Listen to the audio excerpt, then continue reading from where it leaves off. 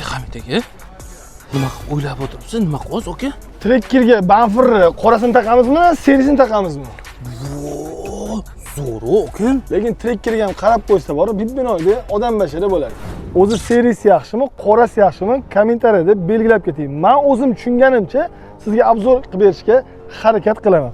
Aka, agar mashinangizda seri detallar bo'lsa, oynaning chetlarida, ruchkalarida, paroklaringizda serisini taqqan bo'lsa, demak siz katta ehtimol bilan buni seri rangini qo'yishingizni maslahat beramiz. Agarda hamma yog'ini black qilgan bo'lsangiz, shoxlardan tortib zinalargacha qorasini qo'ygan bo'lsangiz, demak siz katta ehtimol bilan qorasini qo'yishingizga to'g'ri keladi. Trekkerda bitta yoqmaydigan bitta joyi bor aka. Trekker mashinasi oldingizda ketyapti.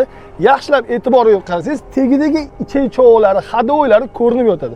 Buni zo'r bitta privilegiyasi bu 6 sm pastga tushganligini hisobiga ichak-chovolarni yopadi.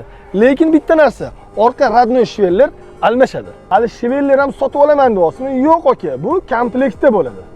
Aka, bamferni taqdingiz, diskalarni taqdingiz, paroklarni taqdingiz. Bitta narsa qoldi. Mana bu поворотный aka. Mana shu поворотныйni qo'yasiz.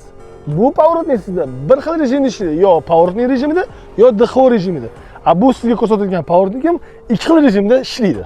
Aka, siz videoni сохранить qilib qo'ying va videoni trekkeri bor oshna-og'ayingizga jo'natib qo'ying. Obuna bo'lish esdan chiqmasin. Aka, videoga bitta like bosib qo'yasiz. Lekin shu trekker uning baribir yoqmaydi-da.